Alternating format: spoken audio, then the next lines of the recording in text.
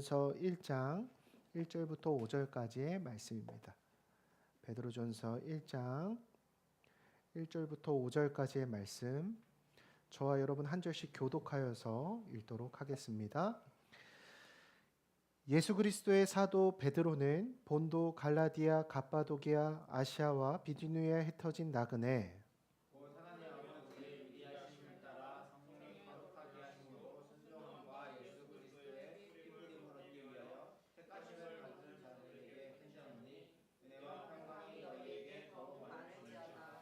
우리 주 예수 그리스도의 아버지 하나님을 찬송하리로다. 그의 많으신 긍휼대로 예수 그리스도를 죽은 자 가운데서 부활하게 하심으로 말미암아 우리를 거듭나게 하사 산 소망이 있게 하시며 썩지 않고 더럽지 않고 쇠하지 아니하는 유업을 입게 하시나니 곧 너희를 위하여 하늘에 간직하신 것이라. 함께 있습니다. 너희는 이제 나타내기로 예비하신 구원을 얻기 위하여 믿음으로 말미암아 하나님의 능력으로 보호하심을 받았느니라. 아멘. 네, 오늘은 새로운 정체성이라는 제목으로 함께 말씀을 나누도록 하겠습니다. 여러분 혹시 요즘 유행하는 나는 솔로 혹은 솔로 지옥과 같은 연애 프로그램 보신 적 있으신가요? 그 프로그램의 백미 중에 하나는 자기소개 시간입니다.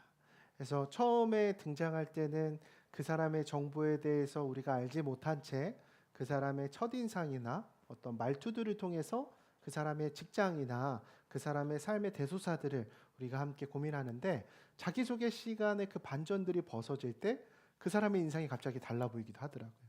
그래서 한 명씩 나와서 이렇게 이야기하죠. 안녕하세요. 저는 영철입니다. 37살이고요. 상계동에서 목회하고 있고 요즘 이런 목표 갖고 있습니다. 이렇게 하면서 자기소개할 때 막 베일이 막 이렇게 벗겨지는.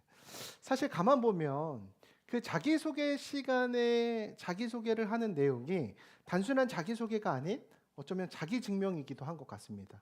그래서 나는 어떤 사람인지 무엇으로 소개를 합니까? 직장으로 자신을 설명하고, 자신이 성취한 것을 통해 자기에 대해서 설명하고, 자신의 성격으로 설명을 하는 것을 볼 수가 있습니다. 근데 생각해 보면 우리도 그렇게 살아갑니다. 누군가 우리에게 당신은 어떤 사람이세요? 이렇게 우리에게 물어본다라고 한다면 뭐라고 대답하십니까? 보통 이렇게 대답하죠. 저 이런 일 하고 있고요. 제빵사 하고 있고요. 바리스타 하고 있고요. 저 이런 목표 있고 이런 상황 가운데 저는 살아가고 있습니다.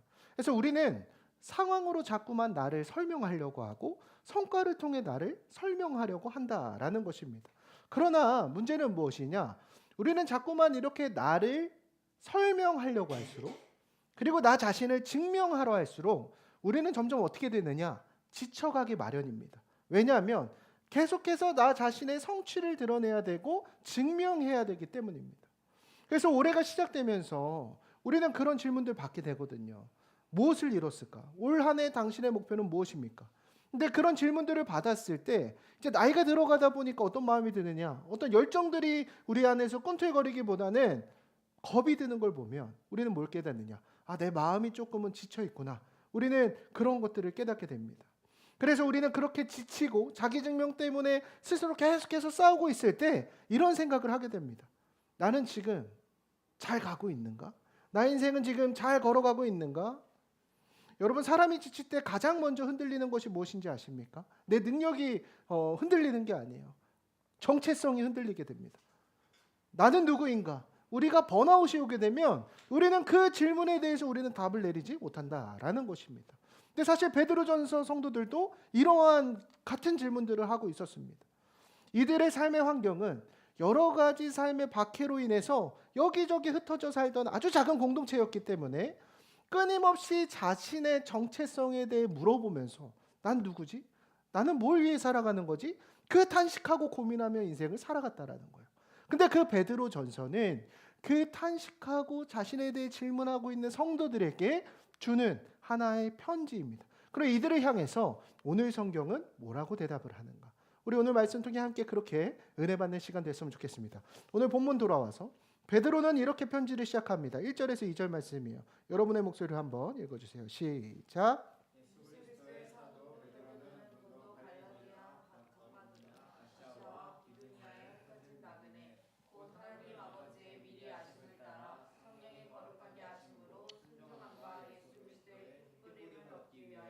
택하심을 받은 자들에게 편지하노니 은혜와 평강이 너에게 더욱 많을지어다.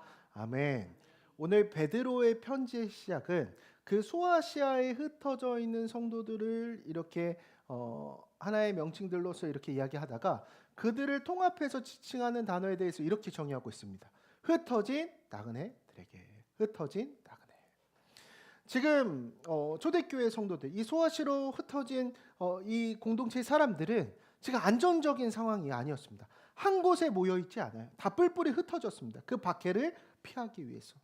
그러나 베드로는 그들의 상황보다 먼저 그들의 정체성에 대해 이렇게 이야기하고 있는데요. 2절 말씀에서 곧 하나님 아버지의 미리 하심을 따라 성령이 거룩하게 하심으로 예수 그리스도의 피 뿌림을 얻기 위하여 택하심을 받은 자들이다. 자, 베드로는 이제 이렇게 이야기하는 거예요. 지금 소아시아로 흩어진 사람들의 경우에는 지금 자신들의 삶에 대해서 우리는 흩어진 사람들, 패배자들, 낙오자들이다. 자기 스스로의 정체성에서 그렇게 정의할 수 있습니다. 근데 베드로는 뭐라고 이야기하냐면 너희는 단순히 흩어진 사람들이 아니야. 그래서 너희는 버려지고 유기된 인생이 아니라 하나님에 의해 선택된 사람이라고 그들의 정체성을 재정의하고 있음을 우리에게 보여주고 있습니다. 이게 굉장히 중요한 내용이에요. 왜 그렇습니까? 세상은 우리를 무엇으로 정의를 합니까? 우리의 상황, 우리의 출신, 우리의 직업, 그걸 통해 우리에 대해서 정의하는 것을 볼 수 있습니다. 지금 너 직업이 뭐야? 너 수입이 얼마나 돼? 너 연봉 얼마나 돼? 너 팔로워 수 몇이야? 우리의 인기, 수입, 직업으로 내가 누구인지에 대해서 이야기하고 있다라는 거예요. 그러나 오늘 말씀이 우리에게 주는 메시지가 있다라는 거죠. 오늘 말씀이 우리에게 주는 메시지가 무엇입니까? 그리스도인의 정체성은 지금 처한 상황이나 환경에서 오는 것이 아니라 하나님의 택하심으로 비롯된다라는 것을 지금 베드로 사도는 우리에게 이야기하고 있다라는 것입니다. 때로는 내가 처한 현실이 우리를 좌절시킬 때가 있죠. 오늘 본문에서 교회 공동체가 처한 현실이 꼭 그랬다고요. 우리 그때 당시에 초대교회 상황은 어땠느냐? 지금 이 베드로전서가 쓰여진 시기는 주 60년대, 그러니까 교회를 향한 박해가 아주 극에 달했을 때입니다. 이들은 로마 제국 속에서 살아가는 비주류 소수 공동체였습니다. 근데 그들은 그들의 신앙을 지키기 위해서 어떻게 했느냐? 그들의 주류 문화였던, 당연히 해야만 했던 로마 황제 숭배를 거부하면서 살아갔습니다. 그리고 도시마다 있던 우상 숭배 의식에도 전혀 참여하지 않았습니다. 그래서 사람들은 그리스도인들에 대한 인식이 어떻게 됐을까요? 주류 문화를 따르지 않는 이단아들이라고 생각을 했겠죠. 이 사람들은 이상하고 유별난 사람이라고 보았습니다. 그리고 그들의 이 폐쇄성으로 인해서 그리스도인들을 향한 이상한 소문까지 들기 시작했어요. 여러분, 우리 성찬식 하죠. 우리가 빵을 떼면서 뭐라고 얘기했죠? 이거는 그리스도의 몸입니다. 포도주를 마시면서 이건 그리스도의 피입니다. 그러니까 그리스도인들을 향해 어떤 소문이 들었냐면요, 이 사람들은 식인을 즐기는 사람들이다라고 하는 소문들이 돌기도 했습니다. 그리스도인들이 서로를 우리가 뭐라 부르죠? 형제 자매로 부르지 않습니까? 그러니까 이 그리스도의 공동체를 비밀스럽고 위험한 집단이라고 말하기도 했습니다. 그래서 초대교회 성도들이 살아가던 삶의 현실은 어땠느냐? 사회 속에서 늘 다른 사람들로부터 유난스럽다라는 대우를 받고 오해받고 의심받고 배척받는 환경 속에서 살고 있었다라는 거. 여러분, 이 생활이 얼마나 이어졌다고요? 지금 이 편지가 주 60년. 그러니까 예수님께서 부활하시고 금방 이 땅 가운데 재림하실 줄 알았는데 그 시간이 10년이 흐르고 20년이 흐르고 60년이 지날 동안 예수님이 오시지 않아요. 여러분들이 사회 구성원으로부터 완전히 소외돼서 그 몇십 년이 지나는 환경 속에서 그들의 마음 가운데 어떤 마음이 생겼을까? 이런 질문이 든다고요. 우린 누군가? 도대체 뭐 하면서 살고 있는 거지? 그래서 베드로는 오늘 이 베드로전서 본문을 통해서 그들에게 가장 먼저 정체성에 대해서 말해주고 있다는 거예요. 근데 사실 이 모습은 오늘 우리가 살아가는 이 현대 이 시대와도 크게 다르지 않습니다. 최근에 제가 한 뉴스 기사를 봤어요. 기독교 윤리실천운동이 발표한 2026년도 한국교회 사회적 신뢰도 조사가 발표가 됐습니다. 여기 보니까 대한민국 국민 중 5명 중에 4명이 교회를 신뢰하지 않는다라고 이야기를 했습니다. 여러분, 5명 중에 몇 명이요? 4명. 그 한 명이 여러분이에요. 이 보고서에 따르면 한국교회를 신뢰한다는 응답이 19%밖에 안 돼요. 신뢰하지 않는다는 응답이 75.4%입니다.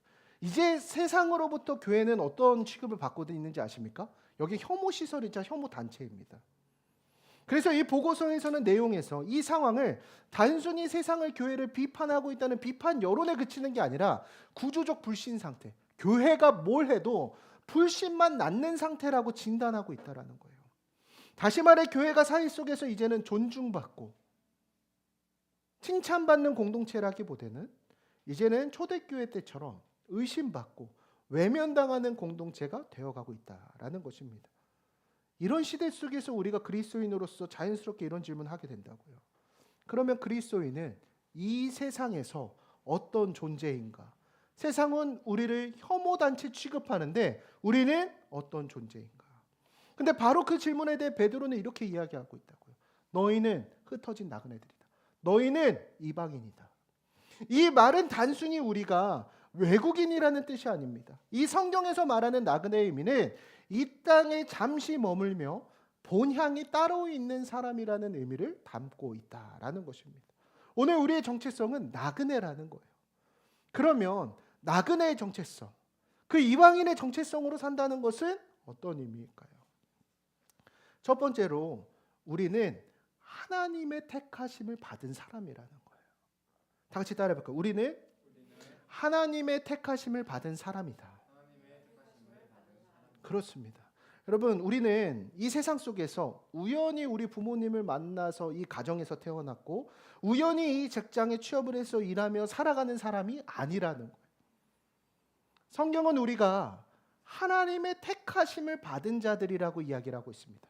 그것은 철저히 우리가 하나님의 계획 속에서 선택된 사람들이라는 거예요. 그걸 세상에서는 뭐라 부르느냐? 운명이라 부르죠.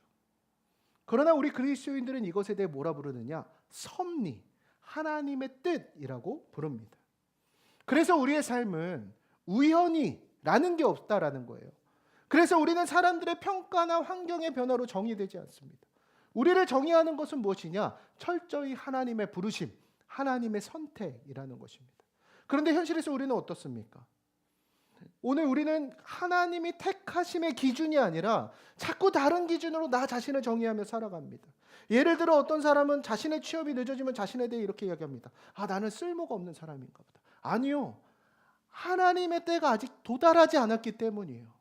어떤 사람은 주변 친구들이 결혼하고 자리 잡는 모습을 보면서 자기 자신에 대해 이렇게 정의하죠. 나는 뒤처진 사람인가 보다. 아니요. 하나님의 베스트 타이밍이 아직 오지 않았기 때문입니다. 어떤 사람은 회사에서 인정받지 못하면 이렇게 생각합니다. 나는 실패한 사람인가? 세상은 계속해서 우리에게 이렇게 말해줍니다. 지금 너의 결과가 너의 정체성이라고. 지금 너의 성취가 네가 누구인지 말해준다라고 이야기한다라는 거예요. 연봉이 너의 가치야. 직장이 너의 정체성이야. 성공이 너의 의미라고 우리에게 자꾸만 강요한다라는 것이죠. 근데 하지만 베드로 사도는 지금 뭘 얘기하고 있는 거예요? 정반대로 이야기하고 있다는 것입니다. 너희는 선택된 사람들이다. 너희는 창조주의 택하심을 받은 사람이라고 이야기하고 있다는 거예요. 취업이 늦어져도 하나님의 완전하신 타이밍은 우리의 삶에 늦어지지 않고 있다라고 이야기하고 있다는 거예요. 사람들이 나를 알아주지 않아도 하나님의 부르심은 사라지지 않는다라고 오늘 우리에게 이야기하고 있다는 것입니다. 그래서 오늘 말씀 통해 우리에게 주시는 메시지가 뭐라고요? 우리는 하나님의 택하심을 받은 사람이라는 거예요. 우리는 전능하신 하나님, 창조주 되신 하나님의 택하심을 받은 사람이라고 성경은 우리에게 이야기하고 있다는 것입니다. 그래서 우리는 세상의 기준으로 정의되지 않습니다. 전능하신 하나님의 선택으로 정의되는 사람입니다. 그리스도인은 세상 속에 살아가지만 세상의 평가로 자기 인생을 결정하지 않는다라는 거예요. 그리스도인의 정체성은 세상이 아니라 하나님이 결정한다라는 것입니다. 오늘 여러분의 정체성은 무엇입니까? 혹시 우리는 세상의 기준에 뒤처진다고 나를 깎아내리며 나를 사랑하지 못한 채 살아가고 있지는 않습니까? 여러분 힘을 내세요. 전능하신 하나님이 여러분을 선택하셨습니다. 자녀로서의 정체성을 붙잡는 저와 여러분이 되길 간절히 소망합니다. 그리고 성경은 우리에게 반복해서 이야기합니다. 우리는 나그네라고요. 우리는 이 땅에 임시로 머무는 사람입니다. 우리는 세상에 영원히 사는 사람이 아닙니다. 그래서 우리를 나그네로 지칭하고 있다는 거예요. 우리 말씀 하나 더 찾아봤으면 좋겠는데요. 히브리서 13장 14절 말씀입니다. 히브리서 13장 14절 말씀, 여러분의 목소리로 한번 크게 읽어주세요. 시작. 우리가 여기에는 영구한 보상이 없으므로 장차 아멘. 여러분 이 말씀의 의미가 무엇입니까? 우리가 살아가는 이 땅은 우리의 최종 목적지가 아니라는 거예요. 우리는 여기에 잠깐 머무는 사람이라고 성경은 이야기하고 있습니다. 그래서 그리스도인은 이 땅에 올인하는 인생을 살아가지 않습니다. 그렇다고 이 말을 들었을 때 어떤 사람이 이렇게 야 올인하지 않고 대충 살다 가면 되는 거구나. 책임감 없이 살다 가면 되는 거구나. 여러분 이 땅을 책임감 없이 살라는 의미가 아닙니다. 왜냐하면 여기는 우리의 영원한 집은 아니지만 하나님께서 오늘 우리에게 맡겨주신 사명의 자리이기 때문이라는 거예요. 여러분 이 정체성의 차이, 해석의 차이로 우리의 삶을 살아가는 가치관이 완전히 변화되게 됩니다. 우리는 세상 속에 살지만 세상에 매여 살지 않는다라는 거예요. 예를 들어서 어떤 사람이 이 땅을 영원한 집으로 생각하면서 인생을 삽니다. 그래서 자신의 모든 관심사, 가치관, 우선순위를 어디에 목적을 두고 살아갑니까? 이 땅의 집, 그러니까 부동산이 그렇게 중요한 거예요. 이 땅에서의 돈과 성공에만 모든 인생을 쏟아내는 것을 볼 수 있습니다. 왜 그래요? 영원할 거라 생각하기 때문이죠. 왜 그렇게 목숨을 걸까요? 더 벌어야 하고 더 올라가야 하고 더 인정받아야 한다라고 생각하기 때문이에요. 마치 여기가 인생의 목적지인 것처럼 살아갑니다. 그리고 또 어떤 사람들은 반대로 이렇게 이야기해요. 어차피 세상은 다 지나갈 건데 뭐. 야, 이 생망, 이번 생 망했어. 그래서 어떻게 살아가는지 아세요? 책임 없이 살아가요. 대충 살면 되지. 세상을 외면하면서 살아갑니다. 근데 성경에서의 정체성은 우리에게 뭐라 정의하는지 아세요? 둘 다 아니에요. 우리는 집착하는 사람도 아니고 도망자도 아닙니다. 우리의 정체성은 다 같이 따라해 보세요. 보냄받은 자. 오늘 우리는 보냄받은 자라는 거예요. 그래서 여러분들의 삶의 태도가 달라져야 됩니다. 직장에서 일할 때 성실하게 일하십시오. 그 직장을 하나님이 여러분들에게 보내셨습니다. 공부할 때도 정직하게 공부하십시오. 그 공부의 시간을 하나님께서 허락해 주셨습니다. 육아를 할 때도 오늘 그 반복되는 과업을 청지기의 마음으로 감당하십시오. 그 하나님께서 맡기신 때입니다. 왜냐하면 이곳이 우리의 영원한 집은 아니지만 하나님이 지금 우리에게 허락하신 때이자 훈련의 장소이기 때문입니다. 그래서 우리는 이 땅 가운데 살아가면 돈을 벌어야죠. 돈을 벌지만 돈의 인생을 걸지 않는 인생을 살아간다라는 거예요. 성공을 추구하죠. 그러나 성공이 인생의 목적이 되지 않습니다. 세상 속에 살지만 세상이 우리의 왕이 되지 않고 오직 하나님만이 우리의 왕이 되는 인생을 살아간다라는 거예요.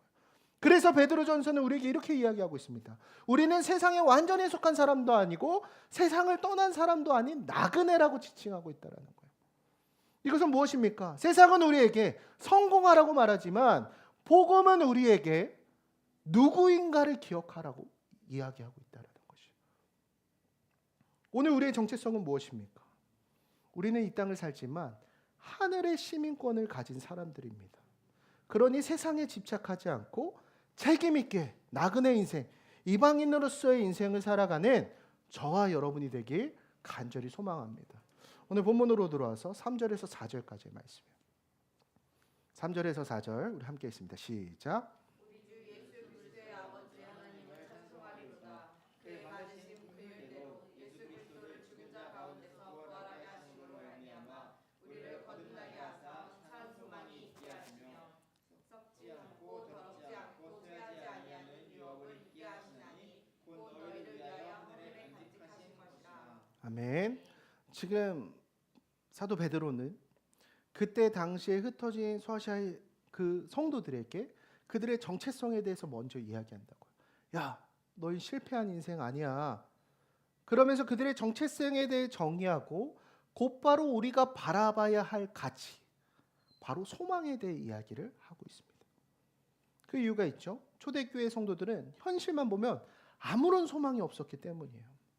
그들은 사회적으로 환영받는 사람들도 아니고 주류 어떤 세력들도 아니고 매일 의심받고 배척받으며 살아가고 있었습니다. 그런 상황에서 지금 베드로는 뭘 얘기하고 있습니까? 너희에겐 소망이 있다라는 거예요. 무슨 소망이요? 산 소망, 리빙 호프가 있다라고 이야기하고 있습니다. 여기서 중요한 표현이 있죠. 바로 산 소망이에요. 여러분 여기에 동그라미 꼭 치시길 바랍니다. 세상에서도 소망이라는 것이 있습니다. 여러분들 세상의 소망은 무엇입니까? 좋은 직장에 대한 소망, 성공에 대한 소망, 경제적인 안정에 대한 소망. 하지만 이런 소망은 어떻습니까? 상황이 흔들리면 함께 흔들리는 제한적인 소망입니다. 회사 상황, 회사 기조가 바뀌면 무너져 버리고, 경제가 어려워지면 사라지고, 인생의 계획이 틀어지면 깨져버리는 소망입니다. 그래서 세상의 소망은 항상 조건적이고 제한적인 소망이라는 거예요. 하지만 베드로가 말하는 소망은 다릅니다. 베드로는 지금 뭔 소망을 얘기하고 있어요? 산 소망을 이야기하고 있어요. 그 산 소망을 이야기하면서 무엇을 증거하고 있습니까? 예수 그리스도의 부활에 대해 증거하고 있습니다. 여러분, 우리는 한 가지 질문을 해야 돼요. 왜 우리의 소망은 부활입니까? 부활. 무슨 판타지 소설에나 나오는 이야기 같아요. 부활이 어떻게 우리에게 소망이 됐습니까? 근데 여러분 생각해 보세요. 예수님이 십자가에 못 박혀 달려 죽으셨을 때 사람들이 보기에는 그 예수의 인생은 완전히 망해버린 인생, 소망 없는 인생, 끝나버린 것처럼 보였습니다. 제자들은 다 도망갔죠. 교회는 흩어져 버렸어요. 예수님의 사역도 거기서 멈추고 단절되고 끝난 것처럼 보였습니다. 근데 그 끝났다고 생각한 자리에서 예수님께서 어떻게 하셨어요? 사흘 만에 다시 부활하셨습니다. 그 부활은 우리에게 이렇게 이야기합니다. 사람이 보기에는 소망 없어 보이고 끝난 것 같아도 그 끝난 자리에 하나님께서는 우리에게 끝이 아니라고 말씀해 주신다라는 거예요. 그래서 베드로는 오늘 우리에게 이렇게 이야기하고 있어요. 너희에게 산 소망이 있다. 세상은 너희의 인생 끝났다고 이야기하지. 세상은 너희의 정체성에 대해서 패배자라고 이야기하지. 너희에게는 산 소망, 그 부활 소망이 있다라고 우리에게 베드로는 증거하고 있다라는 것이에요. 왜냐하면 우리의 소망은 지금 이 상황이 정의하고 시작된 것이 아니라 예수 그리스도의 부활에서 시작된 것이기 때문에 소망이라는 것이에요. 그래서 그리스도인은 상황에 흔들려도 세상으로부터 아무리 배척받아도 그것으로부터 인생이 무너지지 않는다라는 거예요. 왜냐? 우리의 소망은 현재 내가 처한 상황이나 현재 세상으로의 평가가 아니라 부활 위에 우뚝 서 있는 것이 우리의 소망이기 때문이라는 거예요. 사실 저도 이 말씀 준비하면서 참 많은 위로를 받았습니다. 최근 저는 꽤나 큰 번아웃을 경험하고 있습니다. 그런 말이 있더라고요. 10대에는 꿈을 꾸고 20대에는 열정을 태우지만 30대가 되면 선택의 무게를 배우고 40대가 되면 현실의 책임을 배운다고 합니다. 제가 교회를 개척을 결단하고 시작했던 시기가 20대 후반이에요. 제 안에 그 불타는 열정이 남아 있었어요. 그리고 30살이 돼서 그 열정을 가지고 열심히 달리다가 어느덧 제 인생을 돌아봤더니 이제 두 아이를 낳고 37살 돼서 이제 40살을 코앞에 두고 있습니다. 이제 선택의 무게에 대해서 배우고 현실의 책임을 책임질 나이가 됐습니다. 우리 교회가 올해로 7년 차를 맞이하게 되는데 목회를 하다 보니까 이게 당장 무슨 눈앞에 보이는 성과나 성취가 보이지 않는 일이잖아요. 그러니까 어느 순간 마음이 지칠 때가 있더라고요. 내가 열심히 달려왔다고 생각했는데 뭐 또 이런 생각이 들더라고요. 나는 누구인가? 나는 지금 잘하고 있는 건가? 개척 시작한 지 참 여러 해가 지난 것 같은데 세상이 말하는 성공의 기준으로서 우리 교회는 평가받을 수 있는가? 눈에 크게 보이는 양적 성장이나 성과를 이게 가늠할 수 없다 보니까 거기서 어떤 부침 같은 마음들이 오기 시작했습니다. 어느 순간 제 마음 가운데 이런 생각이 올라왔습니다. 나 목사인데 그 소망을 선포해야 되는 목회자인데 내가 이러면 안 되는데 왜 이렇게 지쳐 있을까? 참 하나님의 은혜로 많은 후원교회들이 우리 교회에 붙었고 많은 동역자들이 함께 주었고 지금 사실 우리 교회 공동체 구성원 한 사람 한 사람이 정말 최선을 다해 헌신하고 있는 것을 알고 있습니다. 그러나 마음 한편에서는 설교를 준비하면서도 기도를 하면서도 그 메마른 것 같은 마음이 느껴질 때가 있더라고요. 근데 제가 오늘 말씀을 준비하다가 한 문장이 제 마음 깊이 들어왔습니다. 산소망. 제가 이 단어를 묵상하는데 제 마음 가운데 이런 마음이 들었습니다. 내가 지금 소망을 세상에서 찾고 있구나. 내가 지금 소망을 그 상황에서 찾고 있었구나. 교회가 조금 더 성장하면 괜찮아질 거라고 생각을 했더라고요. 사역의 열매가 눈에 드러나게 보이면 힘이 날 거라고 생각을 했어요. 어떤 변화가 생기면 나의 마음이 다시 살아날 거라고 생각을 했습니다. 근데 오늘 베드로 사도는 우리에게 이렇게 이야기하고 있더라고요. 소망은 상황에서 오는 것이 아니라 부활에서 온다. 예수님이 죽음을 이기고 살아나셨다면 오늘 하나님께서 그 시작하신 일은 끝날 때까지 끝난 게 아니라는 것이에요. 그래서 베드로 사도는 우리에게 이렇게 이야기하고 있습니다. 상황이 무너졌어. 현실에 너희의 삶이 녹록치 않아? 걱정하지 마. 너희에게 산 소망이 있다.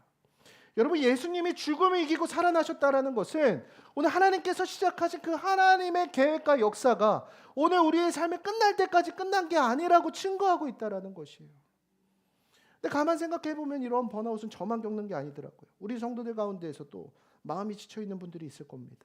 어떤 분들은 직장에서 계속되는 경쟁과 압박 속에서 마음이 지쳐 있을 것 같아요. 어떤 분들은 육아를 하면서 가정을 책임지는 살아가는 삶 속에서 지쳐 있을 수 있습니다. 어떤 분들은 세상 가운데 그 신앙을 지키는 것이 수없이 난처함을 겪으면서 마음속에 이런 질문이 있을 수 있습니다. 나는 왜 이렇게 지쳐 있지? 나는 왜 이렇게 예수를 믿는데도 기쁨이 없는 것 같지? 하나님이 여전히 나를 붙들고 계신 걸까? 겉으로는 잘 살아가는 것 같지만 속으로는 마음이 메말라 있는 시간을 우리도 지나갈 때가 있다라는 거예요. 그런데 오늘 말씀이 우리에게 주는 메시지는 무엇입니까? 우리의 소망은 상황이 아니라 지금 처한 현실이 아니라 부활이라는 것이에요. 지금 잠시 우리의 마음이 지쳐 있을 수 있다고요. 그러나 하나님이 시작하신 이야기는 아직 끝나지 않았다라고 이야기하고 있습니다.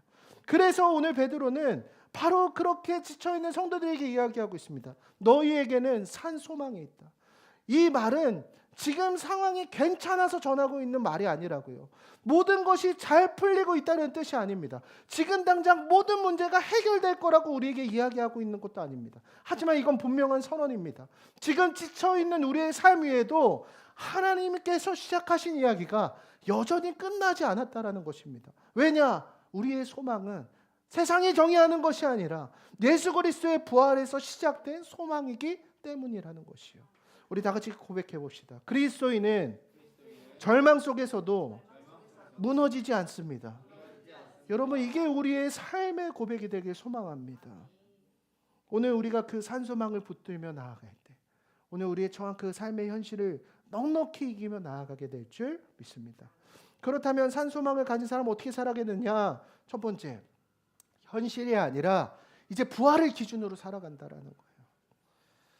산소망을 가진 사람은 자신의 우선순위의 가치, 자신을 평가 매기는 기준이 현실에 있지 않습니다. 물론 현실 중요하죠. 직장 중요하고 내 주식도 중요하고 현재 경제 상황도 중요하고 삶의 안정 중요합니다. 근데 그것이 우리 인생의 최종 기준이 되지 않는다라는 거예요. 왜요? 우리 소망은 부활에서 시작되지 않기 때문이라 그랬죠. 그래서 그리스도인은 상황이 흔들릴 때 뭘 바라봅니까? 하나님의 약속을 붙들며 살아갑니다. 그리스도께서 부활하신 것처럼 오늘 우리의 삶 가운데 하나님이 이루실 일들을 바라보며 살아갑니다. 오늘 우리가 현실보다 부활을 붙들며 그 기준 안에 살아가기 소망합니다. 두 번째로 우리가 산소망을 가지며 살아갈 때 어떤 변화들이 나타납니까? 눈에 보이는 것보다 영혼을 바라보며 살아갑니다. 여러분, 베드로가 계속해서 이야기하는 건 무엇입니까? 오늘 우리는 유업을 받은 자라는 거예요. 우리에게 주어진 유업은 어떻습니까? 썩지 않고 더럽지 않고 쇠하지 않는 유업이라고 지금 이야기하고 있습니다. 이 말은 이 땅의 모든 것은 결국 어떻게 된다라는 거예요? 썩고 쇠하며 더러울 수 있다라는 거예요. 돈도 명예도 성공도 시간이 지나면 다 사라져요. 3대를 넘는 부가 없더라고요. 하지만 하나님이 준비하신 것은 어떻다라는 거예요? 썩지 않는다라고요. 여러분, 눈에 보이는 것만 바라보며 살아가지 마십시오. 오늘 하나님께서 우리에게 허락하신 그 하나님 나라의 유업이 우리에게 약속되어 있습니다. 우리는 그 영원한 가치를 바라보며 살아가는 거예요. 오늘 세상이 우리를 매길 때, 평가할 때 아무것도 없는 자 같아도 하나님이 우리에게 많은 것을 가졌다 하시니 거기에서 우리의 존재의 이유를 찾는 저와 여러분이 되길 소망합니다. 그래서 우리는 어떻게 살아갑니까? 오늘의 삶을 낭비하지 않습니다. 이 땅의 삶을 가볍게 여기지 않는다라는 거예요. 다 지나갈 거니까 대충 살지 않아요. 오늘 우리의 하루의 삶이 영원한 유업의 기록을 매기며 살아가는 인생입니다. 영혼을 바라보기 때문에 오늘의 삶을 더 소중히 살아가야 한다라는 거예요. 직장에서 정직하게 일하십시오. 하나님께서 그 직장의 시간을 오늘 여러분들에게 허락하셨습니다. 사람을 대할 때 하나님께서 그 사람을 만나게 하셨으니 진심을 다해 그 사람을 대접하십시오. 하나님이 맡기신 자리에서 성실하게 살아가십시오. 왜요? 오늘 우리의 이 삶의 시간은 헛된 시간이 아니라 그 영원한 하나님의 나라로 이어지는 삶이기 때문이에요. 그래서 베드로는 말하고 있습니다. 우리가 품는 이 소망은 막연한 희망이 아니라 오늘 그 부활에서부터 오늘을 살아낼 수 있는 힘이요 소망이라는 것이에요. 그래서 우리의 삶은 이 현실 속에 있지만 이 현실에 묶여 있는 것이 아닌 우리가 저 하나님 나라의 소망을 품으며 살아간다라는 거예요. 오늘 우리가 그 간절히 소망합니다. 오늘 마지막으로 본문으로 돌아와서 5절의 말씀이에요. 우리 같이 한번 큰 목소리로 읽겠습니다. 시작. 너희는 말세에 나타내기로 예비하신 구원을 얻기 위하여 믿음으로 말미암아 하나님의 능력으로 보호하심을 받았느니라. 아멘. 아멘. 그리고 마지막으로 베드로는 그 성도들에게 이렇게 이야기합니다. 너희는 말세에 나타내기로 예비하신 구원을 얻기 위하여 믿음으로 말미암아 하나님의 능력으로 보호하심을 받았느니라. 여러분 여기서 중요한 단어 있습니다. 바로 이 보호하심이라는 단어예요. 여러분 이것도 단골하면 꼭 치시기 바랍니다. 여기서 이 보호하심이라는 단어는 헬라어 원어로 프루레오라는 단어를 사용을 하고 있는데 이 단어는 군사 용어입니다. 이 단어의 의미는 군대가 성을 지키듯이 지키고 보호한다라는 뜻이에요. 여러분 오늘 하나님께서 우리를 어떻게 지키신다고요? 프루레오. 군대가 성을 지키듯이 지키고 보호한다라고 이야기하고 있습니다. 우리가 번아웃에 빠지는 이유는 무엇인지 아십니까? 우리는 종종 이렇게 생각해요. 내가 믿음 잘 지켜야지. 내가 무너지지 않아야 돼. 저도 마찬가지예요. 내가 교회를 잘 지켜야지. 내가 교회를 책임져야 돼. 그 막중한 책임감이 그 짊어진 무기들이 버거워서 그래서 지칠 때가 있습니다. 내가 모든 것을 붙들고 있다고 생각하기 때문이죠. 근데 베드로는 역설적으로 반대로 이야기하고 있습니다. 너희의 삶은 하나님의 능력으로 보호받고 있다고요. 오늘 하나님이 너를 지키신다라고 이야기하고 있다라는 거예요. 오늘 우리의 믿음도 마찬가지예요. 내가 나의 믿음을 지키고 있는 것 같은데 우리의 믿음은 사실 내가 붙들고 있는 것이 아니라 오늘 하나님이 붙들고 계시다라고 베드로는 증거하고 있다라는 거예요. 번아웃이 찾아오는 순간은 늘 그래요. 더 이상 뗄감이 없어요. 내가 그걸 다 태워버렸거든요. 우리가 모든 것을 내 힘으로 버티려고 할 때 우린 번아웃이 찾아오죠. 사역도, 가정도, 직장도, 신앙도 내가 지키려고 하니까 자꾸만 지치고 무너집니다. 어느 순간 내가 다 붙들고 있는 것처럼 느껴져요. 그래서 지친다고요. 근데 오늘 말씀은 우리에게 이렇게 이야기하고 있는 거예요. 너는 혼자 지키고 있는 게 아니야. 하나님이 지금도 너를 붙들고 계신다라고 우리에게 이야기하고 있습니다. 결국 그리스도인의 인생은 어떤 인생입니까? 혼자 인생을 버티는 사람이 아니라는 거예요. 우리의 삶은 우리의 손에 달려있는 것 같지만 사실은 하나님의 손 안에 있다라고 성경 우리에게 이야기하고 있습니다. 그래서 우리가 넘어질 것 같은 순간에도 완전히 무너지지 않습니다. 왜요? 하나님이 우리를 그렇게 놓아버리지 않으세요. 우리를 망하게 두지 않으신다고요. 하나님이 우리를 붙들고 계시다라는 거예요. 신앙은 항상 강한 상태를 유지하는 게 아니에요. 때로는 지칠 수 있습니다. 여러분들의 신앙은 낙심될 수 있습니다. 하지만 하나님이 우리를 포기하지 않으십니다. 그래서 우리는 완전히 포기하지 않아요. 우리의 믿음은 우리의 힘이 아니라 하나님의 능력으로 유지되는 믿음이기 때문이래요. 그래서 우리는 다시 일어설 수 있는 거죠. 다시 일어설 수 있는 거예요. 물론 넘어질 수 있어요. 하지만 거기서 끝이 아닙니다. 하나님이 우리를 끝까지 붙들고 계시기 때문이라는 거예요. 그래서 그리스도인의 능력은 무엇인지 아십니까? 넘어지지 않는 것이 그리스도인의 능력이 아니에요. 우린 넘어질 수 있어요. 그러나 그리스도인의 능력은 다시 일어나는 힘입니다. 그래서 베드로는 이야기하는 거예요. 우리는 세상 속에 흩어져 있지만, 우리는 세상으로부터 소외당할 수 있지만 우리는 버려진 사람들이 아니라는 거예요. 우리는 오늘 지쳐 있을 수 있지만, 오늘 우리의 정체성에 대해서 계속해서 반문할 수 있지만 우리는 무너진 인생이 아니라는 것입니다. 왜? 우리는 하나님의 능력으로 풀어내어 보호하심을 받고 있는 사람들이기 때문이라는 거예요. 오늘 말씀을 정리하려고 합니다. 오늘 베드로전서 1장은 아주 작가 약한 공동체에게 주어진 말씀이었습니다. 소아시아에 흩어져 있고 세상이 보기에는 별로 대단해 보이지 않는 그들의 인생은 패배자와 같은 그런 신앙 공동체였습니다. 그러나 베드로는 그들에게 이야기했습니다. 너희는 선택된 사람들이다. 너희에게는 부활에서부터 시작된 소망이 있다. 그리고 지금도 하나님의 능력이 너희를 붙들고 있다. 이 말씀 오늘 우리 공동체에도 동일한 말씀 아닙니까? 오늘 그 여러 가지 삶의 상황들로 인해 지쳐있는 우리를 향해 하나님 말씀하십니다. 너희는 선택된 사람들이다. 너에게 이 공동체를 허락하셨다. 너희에게는 부활로부터 시작된 산 소망이 있다. 지금도 하나님이 우리를 지키신다. 오늘 말씀을 드리며 우리가 함께 주님 앞에 그렇게 간구했으면 좋겠습니다. 하나님, 오늘 우리가 무너진 자리에서 그 산 소망을 바라볼 수 있게 하여 주시옵소서. 그 부활의 능력이 오늘 우리의 삶의 실제가 되어 오늘 우리가 다시 한번 주님 앞에 결단하며 나아갈 수 있게 하여 주시옵소서. 우리 시간 오늘 말씀 붙들고 함께